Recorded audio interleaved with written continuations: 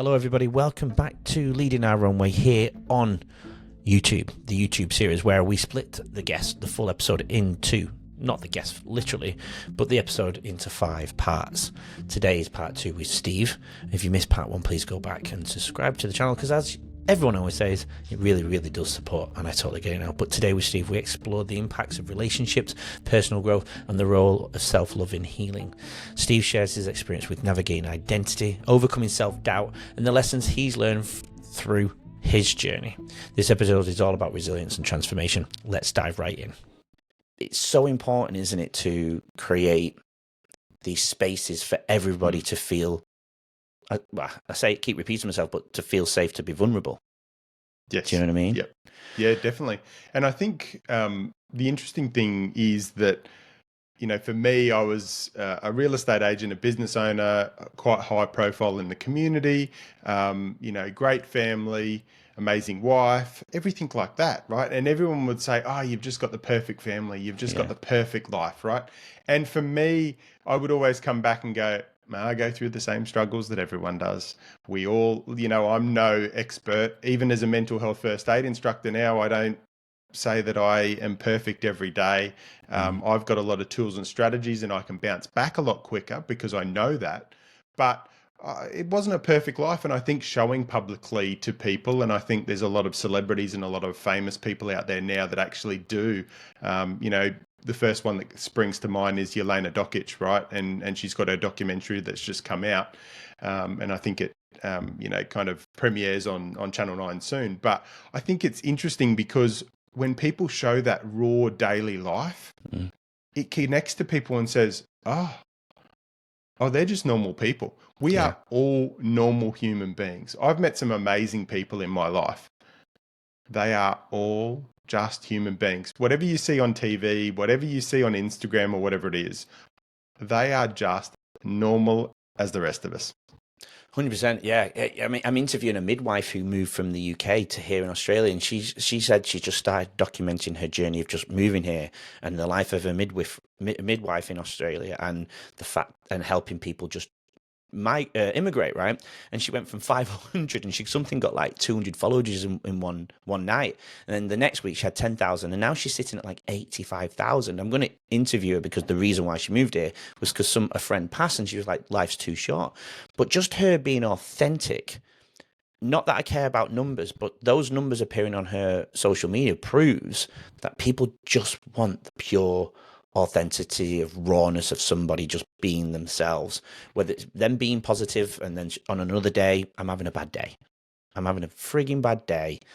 And they're putting it out there to the world because they can then, you know, they can relate. Does that connect to your title, Share Podcast? Is that why you came up with the name Share Podcast? Just my whole thing in the catchline really was, you know, when we share, we empower not just ourselves, but each other. Yeah. Because when we share, you know, whether it's online, whether it's sharing a conversation, sharing a walk or a hike with someone, and you're talking, a lot of the time, like I do, is I draw strength and I feel empowered by what they're sharing, and they feel empowered and they feel strength from what I'm sharing. So I think, you know, it really is about when you share, you do empower, you know, not just yourself, but, you know, each other. Yeah, absolutely. And even that, right? It's like my little diary note. You saying these words, I'm like making my own little diary. Do you do the same with your guests? Do you learn? I'm guessing you learn a lot from your guests, and it's like your own little secret. Oh. Not even secret. It's definitely not secret, but your own little diary. It's self-improvement. Look, every episode I get a front row seat, as you do, to some insights, reflections, and it is, you know, you interviewing me here, I'm journaling, right? Yeah. I'm not writing things down, right? Yeah. But you asking me questions and me answering them, I am journaling, right? I am reiterating in my brain, reiterating in myself, my passion, my purpose, my thoughts, my insights, my reflections. It's nice to go over the journey. It's nice to go over certain things because it just strengthens them within you. And I always say, like, I've got a podcast for one, right? That's me. Yeah. right? Like I sit there and I get to ask all the questions. I get to, really dig into the stories as you do, Andrew. And the interesting thing from that is that, you know, then I can share that and other people can get those insights and reflections and get the strength and feel empowered from that, change their perspective, change their path forward. And one of the key things for me is really about people maybe just hearing one thing that they can implement that just changes the trajectory of their life just a little bit. Oh, 100%. And that's exactly what I say. Don't just the one, and that's why I want so many people just to tune in, because they can get so much from these conversations, and as well as I am, and I'm sure you do as well. The whilst we're being vulnerable, Hmm. and I still have it, I still go through it naturally, and I because I'm more aware, I do reflect on maybe what I've put in my body, or what lack of walk I might have done that day, or lack of sun. Do you still? It's a stupid question, but you still have your dark days, right? Oh, of course. Everyone has their dark days. Of course. Like That's why it's a stupid question. But what does your give us a little piece of you then, Steve? What recently? What kind of dark day have you had? A sad day, and yeah, what type of day have you had recently where you've just gone, shit, this is bad? Yeah. Look, I have days where if I don't get enough sleep, so my sleep might be disrupted. Why was it disrupted? Because a lot of people go, oh, I had a bad night's sleep. I wonder why. They don't go, oh, actually, I had a few glasses of, rum and coke, Yeah. or I had too much sugar before bed, or so there's lots of different things, and we all work very differently, right? I've got a Whoop band, which was developed by a guy out of Boston in the US, and that has been an amazing device. Now, I know people have got Aura rings and there's lots of different devices out there, but for me, this has been fantastic. And why is because it has helped me connect when I'm mentally not right. My recovery is low. I can go and do a cycle class. I can do things really physically and be quite physical in a day. But if I'm not mentally right and I haven't done things that have made me feel accomplished, boosted my confidence, made me feel like I'm moving forward and doing something in the world, my recovery is crap, right? Yeah. So the link between the mental, the physical, and also the emotional is a real key thing to do as well. So, I have dark days. I tell you, I have dark days. In recent times, going through some relationship challenges, some family challenges, and you're a podcast host, so you've all got to be great. But in saying that, I always talk about the toolbox. So the toolbox very much is, what are the things that I know that will change how I feel? Right. So what are the environments I need to be in? So sometimes for that, it's, I love the beach, right? We've got a beach house, northern New South Wales. So being down here, watching a sunrise, watching a sunset, getting the feet in the sand. I know a couple of weeks ago, I wasn't feeling great and I went, do you know what? I'm going down the beach and I'm going to jump in the water, right? I jumped in a few waves. I came out. I felt unbelievable, right? Yeah. Bang, changed like that. Yeah. Right. I have cold showers morning and night. We're going to get Cold into showers. Anyone listening, if you want to change how you feel, go and jump in a cold shower. Now, people will say, and I've had people say to me, Yeah. oh, but no, that's going to make me even more grumpy. No, it's not. No. I tell you, it will not. And I do, these days, one of my key things is that I've got a gym that has a wellness area. So it's got dry sauna, infrared sauna, cold plunge. It's got the Normatec, compression leggings and everything like that. So it's also got cryotherapy and all these things, right? So for me, 2 years ago when that gym opened, I was a founding member and I only started going to that gym because of the wellness. Then over time, the wellness helped me continue my recovery. Then I thought I might go and do a cycle class. And, 15, 16 months later now, I do that consistently 3 to 4 times a week. And it just keeps me stable. It keeps me level. I can wake up in the morning and I'll go, I don't feel like getting up. Now, that's not as much these days, but it used to be like, I don't really feel like going to the gym. But now I focus on how am I going to feel after that 30-minute hit cycle class. So I Yeah. focus on that. I don't focus on I don't feel like going now. I focus on the end game. And the end game is to feel good, grab a coffee and start my day right. Well, you're falling in love with you're falling in love with the feeling of feeling good about yourself. Yes. Whereas some people prevent themselves getting to that point, one, because they don't know, but also two, the hard work or the people say motivation, but I call it discipline. I don't know if it is motivation. I think that's slightly different, but discipline, isn't it? And I'm guilty because it's been school holidays. I've not been rushing up as everyone. Actually, I kind of need school to start again so I can get my routine going. But that's me being lazy, right? Where's my discipline? This is where my down day is, and I can see the reflection on my mind and body since the school holidays. Yes, I'm at the beach more. Yes, I'm playing with my kids more. But my morning routine, it's proven my morning routine really sets me up well to be mentally clear every day. And it's weird because I'm better mentally clear when I'm actually working full time, because the mornings, it's a slow morning. We're not all rushing up, but I don't do my routine. I don't jump. I do have a cold shower, but I don't do my cold plunge outside because the weather's too warm at the moment. I need to invest in one of those refrigerated ones, and I just know I would, if I just spend that $2,000, I'd be much better off.